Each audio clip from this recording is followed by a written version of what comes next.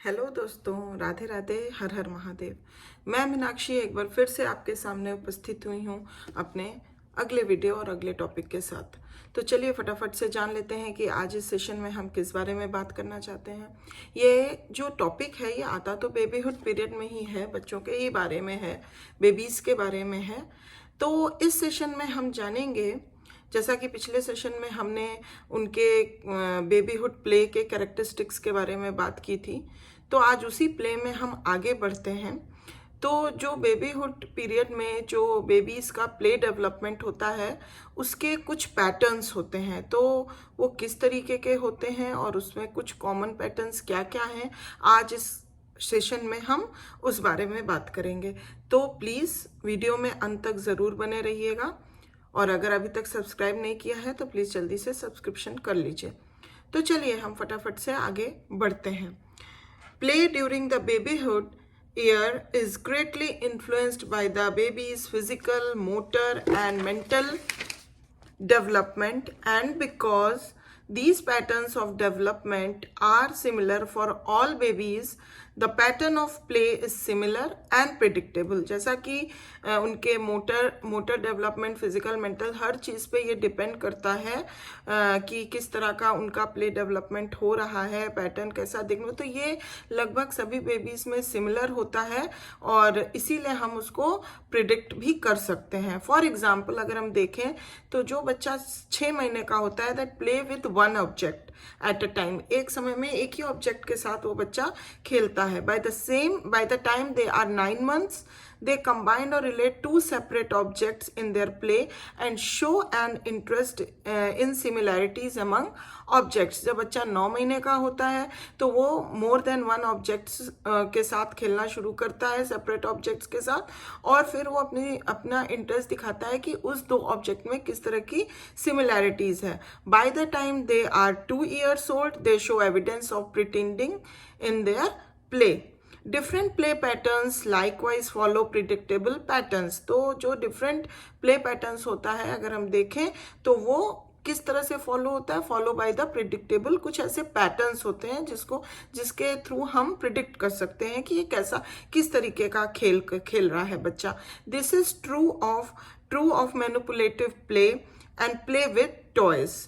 In playing with toys baby first explore them and later use them to make things or to supplement their make believe play।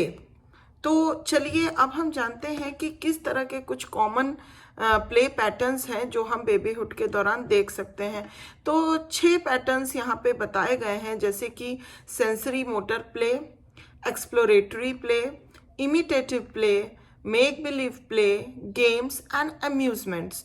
तो चलिए अब हर एक play के pattern के बारे में थोड़ा थोड़ा जानकारी ले लेते हैं। Sensory motor play, this is the earliest form of play and consist of such things as kicking, bouncing, waggling, moving fingers and toes, climbing, babbling and rolling. तो इस तरह के जो चीज़ें इंक्लूडेड होती हैं प्ले में, उसको हम क्योंकि उनके सेंस ऑर्गन्स इसमें इन्वॉल्व होते हैं, sense organ and motor neurons जो होते हैं वो इन्वॉल्व होते हैं, और इसलिए इस तरह के प्ले को, और ये सबसे earliest form of play pattern हम बच्चे के अंदर देख सकते हैं, इसीलिए इसको सेंसरी मोटर प्ले बोलते हैं।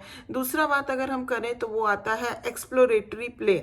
इसमें क्या होता है, hand and arm coordinations develop. इसमें आर्म और हैंड का कोऑर्डिनेशन जो है वो डेवलप हो जाता है।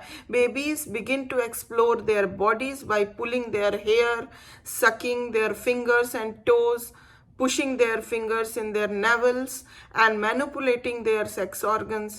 They shake, throw, bang, suck and pull their toys and explore by pulling, banging and tearing any object within their reach। तो इस तरीके का जो उनका मतलब आर्म और हैंड का एक्सप्लोरेशन होता है इस दौरान, उस तरीके से और इस तरह के कुछ रिस्पॉन्सेस करके वो एक्सप्लोरेटरी प्ले पैटर्न हम बच्चों में देख सकते हैं।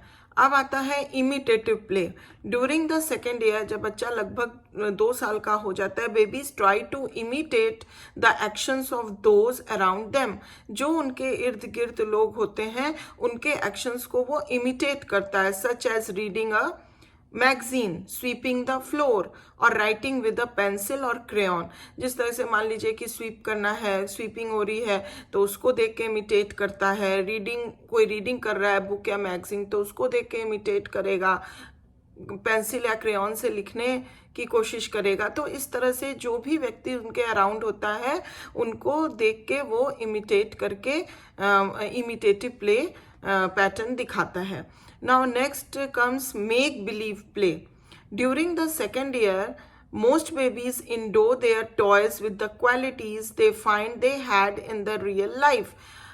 अगर दूसरे साल के दौरान हम बच्चे के अंदर देखते हैं कि जो भी टॉयज हैं उसके अंदर वो ये क्वालिटी देखते हैं कि रियल लाइफ में उनके अंदर जो क्वालिटी है वो खोजते हैं उस टॉय में। Stuffed animals are endowed with the qualities of real animals, just as dolls and trucks are treated by the baby as if they were real people or real trucks। ऐसा मतलब वो treat करते हैं toys के साथ जैसे लगता है कि या तो वो रियल ऑब्जेक्ट है या रियल पीपल है। Now comes games. Before babies are a year old, जब बच्चा लगभग 1 साल का होता है, they play such traditional games as peekaboo, pat cake, pigs to market and hide and seek. इस तरह के कुछ जो होते हैं ट्रेडिशनल गेम्स वो खेलता है। These are usually played with parents, grandparents और ओल्डर सिबलिंग्स। ये घर के ही लोगों के साथ बच्चा ज़्यादातर खेलता है, जैसे पेरेंट्स हुए, ग्रैंड पेरेंट्स हुए या उसके ओल्डर सिबलिंग्स हुए। Now last but not the least अगर हम पैटर्न देखते हैं तो वो है amusements. Babies like to be sung to, talk to and read to. बच्चा चाहता है कि उसके साथ कोई गाना गाए, कोई बातें करे, कोई उसके साथ पढ़े। Most are fascinated by radio. बहुत सारे बच्चे जो हैं रेडियो से फैसिनेटेड होते हैं और टेलीविजन से होते हैं। And enjoy looking at the pictures, और पिक्चर्स को देखने में बहुत ज़्यादा उनका इंजॉयमेंट्स होता है, बहुत ज़्यादा इंजॉय करते हैं।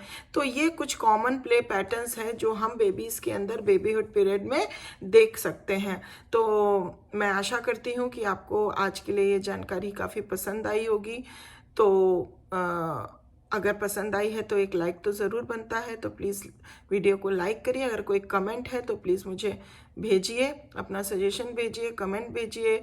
कोई तरह की बात मुझसे आपको करनी है तो प्लीज़ कमेंट के थ्रू मेरे तक आप पहुंचा सकते हैं, मैं ज़रूर रिप्लाई करूंगी। और अब आगे आने वाली वीडियो में मैं इसके आगे और भी बहुत अच्छी चीज़ें लेके आने वाली हूँ। And thank you very much for watching my video. और अपना ध्यान रखिए, ख्याल रखिए। हम फिर मिलेंगे अपने अगले वीडियो में, तब तक के लिए टेक केयर, बाय बाय।